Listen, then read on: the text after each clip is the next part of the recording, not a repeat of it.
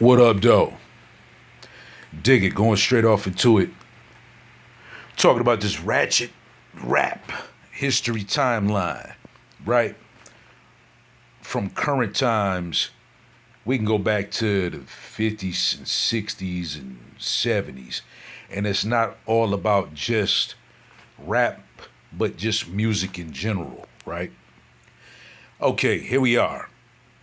As of today, you have your Sukianas, your Sexy Reds, your Meg the Stallions, your Nicki Minaj's, Ice Spices, and Cardi B's, and all of these, type of acts that's popping off in the music scene today, right? Now, what's popping with these particular acts nowadays, and I know I may have forgotten some, uh, and not even it's not even just rap. It's over in the R&B scene as well with the, you know, you listen to the lyrics of some of these singers. Um, Wait, did I forget that chick named Lotto? I guess that's what her name is.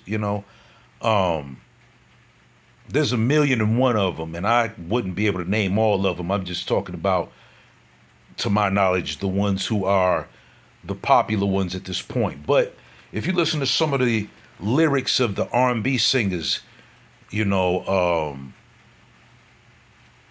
I guess her name is SZA, and I've heard some things from Janae Aiko, and I'm not. It's a myriad of these newer R&B singers that I wouldn't be able to tell you their names, the names of their songs or anything like that.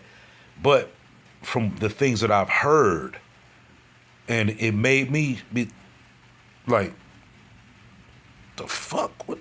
What? What did she say?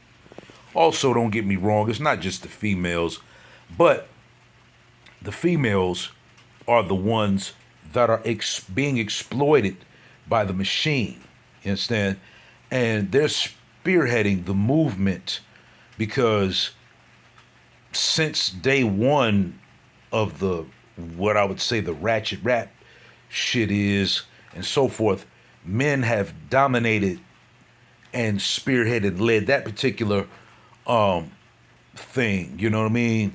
But sticking to the timeline, we're talking about right now today in the 21st century, in the 2020s, right?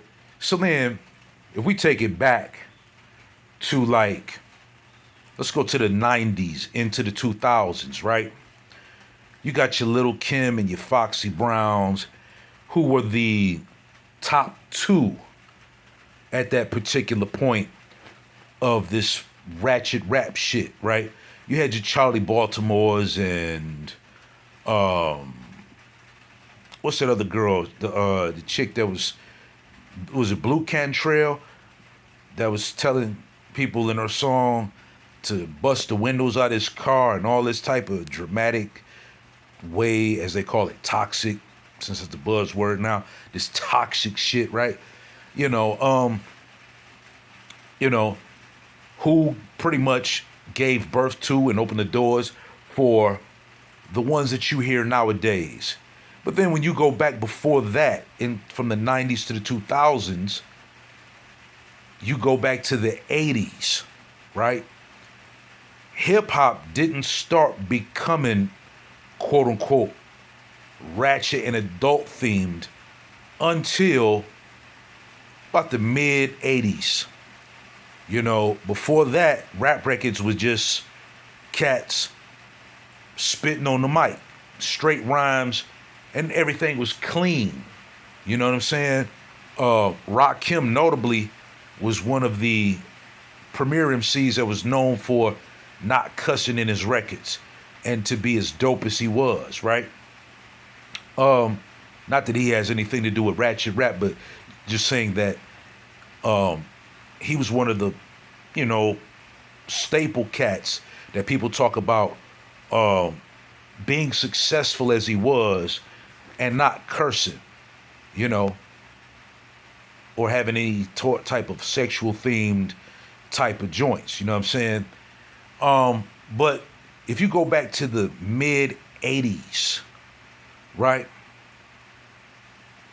At that time, it was really only New York, but then the West Coast started to premiere on the scene, and more hardcore rap, more adult themed and adult based subject matters, and even sexual type of things had started coming onto the scene at that particular time. So you had like Ice-T, who emerged from the West Coast, who is coined one of the forefathers of gangster rap, right? Which falls into the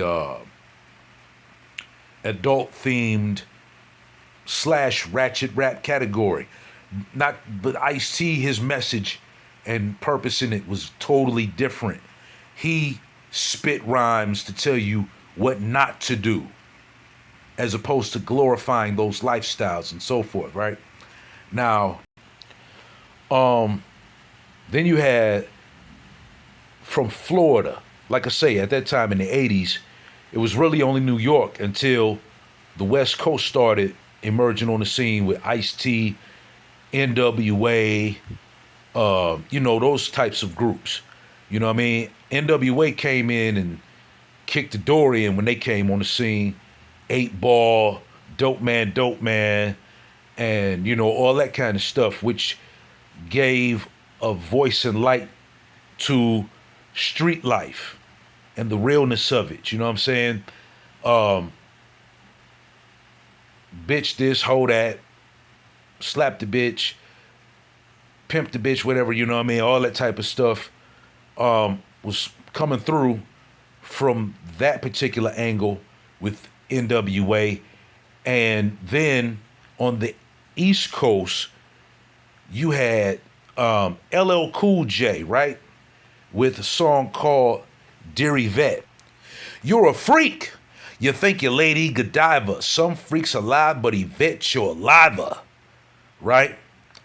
Which spoke about a young lady who was community pussy, basically. She was out there wilding out, sleeping and having sex with whoever. I think I seen you coming out the men's bathroom. You wasn't in there alone, wasn't using the phone. The door was locked for 30 minutes. All I heard was moans. That song was banging too, you know what I'm saying? But from that song spawned a reaction song called Yvette's Revenge, right? And Yvette answered back to LL Cool J. And at that particular time, that was the era of the answer backs, you know what I'm saying? Notably due to Roxanne Shante, Roxanne from UTFO, and then Roxanne Shante and the real Roxanne did their answer backs. So, that was the thing back then. Yvette's Revenge, was it a banger? Yeah, I dug it because it was a hardcore record. She rhymed over the same beat pretty much. It was redone, but it was the same beat. Was it super huge? No, it wasn't. It had a decent buzz on it, but it wasn't like huge like the Roxanne Shante, the real Roxanne phenomenon that was popping at that particular time. Also, like I say, that was the 80s. And then emerged from Florida. Florida was like not on the rap radar really at all at that particular time, other than for a cat named MC Shy D. And he wasn't a part of the ratchet rap community at that particular time. He was just one of the notable cats from Florida. But then emerged from Florida was the Two Live Crew. Mr. Mix, Brother Marquise, Fresh Kid Ice, and Luke Skywalker, a.k.a. Uncle Luke, a.k.a.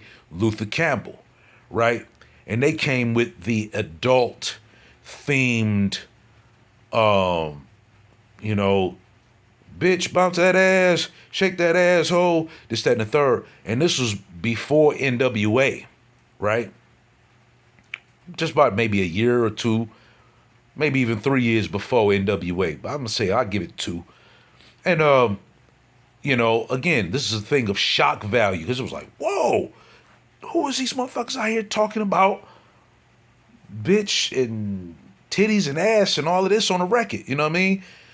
Um, those and the reason that it was such shock value behind it is because society was different at that time.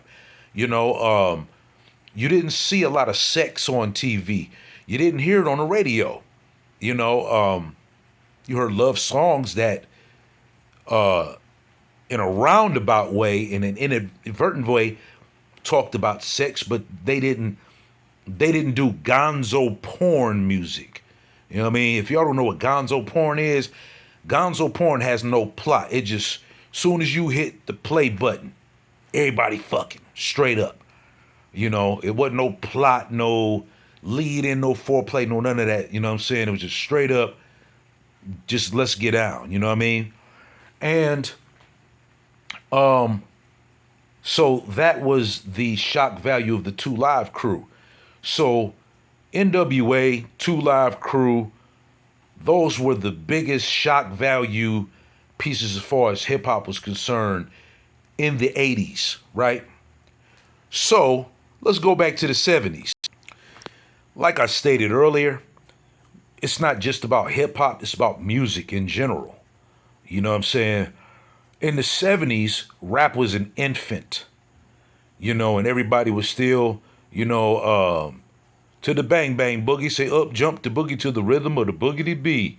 And, rah, you know, rap was very clean, and it was all about eliminating the suck MC and the braggadocious rap and talking about how bad on the mic you was with your rhymes and so forth, who had the best DJ and all of that kind of thing. You know what I'm saying?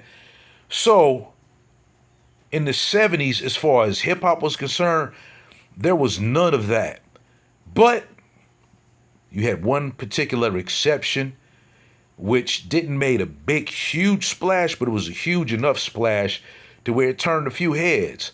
And this was in the year of, I believe it was 79 or 80. I think I might be correct in saying 1980. A cat named MC Blowfly with a song called Rap Dirty. Rap Dirty was along the same kind of lines of the up jump the boogie to the rhythm of the boogie to be, because that's just how everybody used to rap back then. And they used to say shit like this, and that they cadences up to that, that kind of thing, right?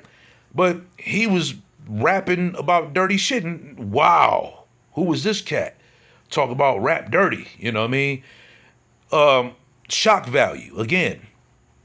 And with sex being the oldest profession in the world, always has sold, always will sell, people like to be shocked. People like to feel good. Sex can be both, especially with the way society was back then. Sex was more of a taboo thing and a private thing for the bedroom between two consenting adults and so forth. Whereas now, it's just out on the forefront, and really there is no more shock value with sex, honestly.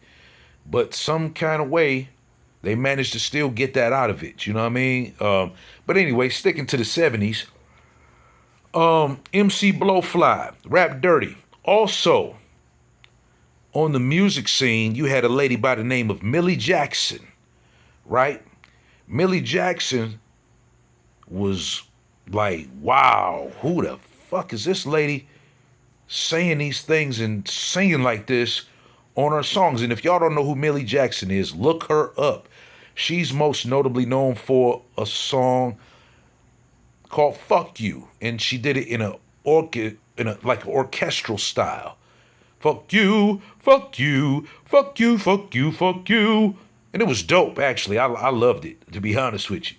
But saying all that to say, like,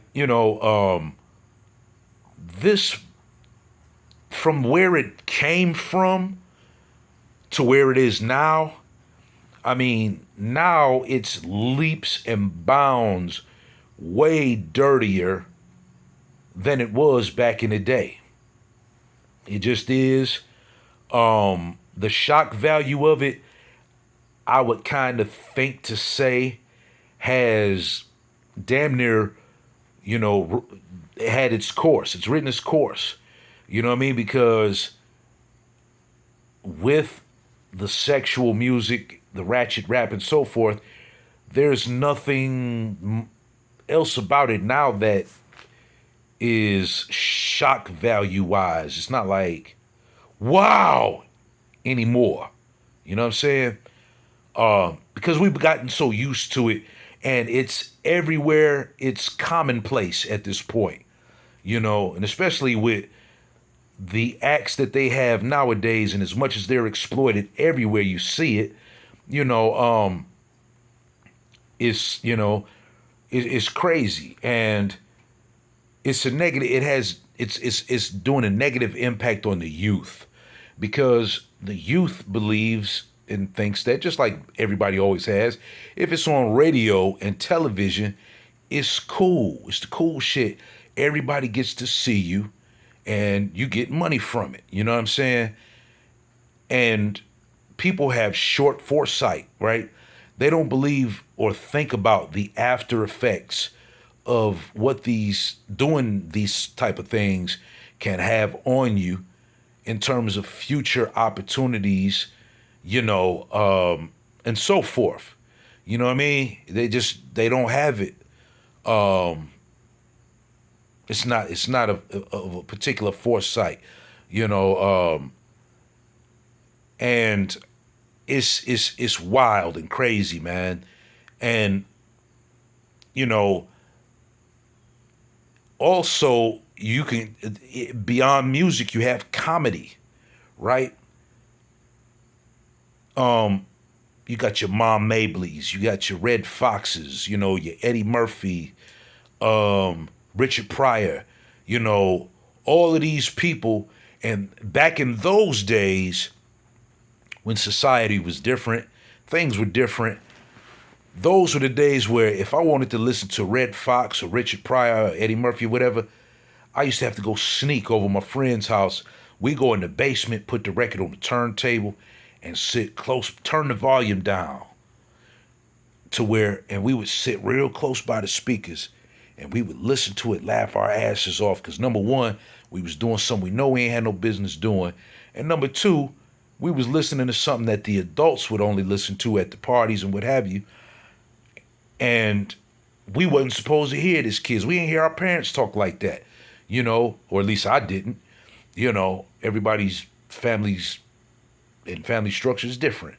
So, it was a pleasurable thing, a bad pleasurable, I'm gonna say, because we knew we was doing something we wasn't supposed to be doing, and the shock value of it was there, and it was like, wow, you know what I'm saying? So, yeah, man, um, where it is nowadays, it just don't have the same hit on it anymore. And while I'm not intrigued to see what comes up in the next 10 to 15 years or 20 years with where the Ratchet movement has gone to, I'm somewhat intrigued to see what else is next and how what else can they pull off that is going to excite people or bring shock value. You know what I mean? Because ain't no more shock value left with it. It's just not. And I mean, it's like, it's a very, very interesting thing to see. Like, is it going to like fall out of existence, which I highly doubt, or is it going to continue on, and is it going to amplify? And if it amplifies, what is it going to be? You know what I'm saying? All that being said, peace. Like, comment, and subscribe. Put your comments down there. You know what I'm saying? Very interested to see what y'all got to say about this particular piece of or segment of music that's happening right now, man. It's wild.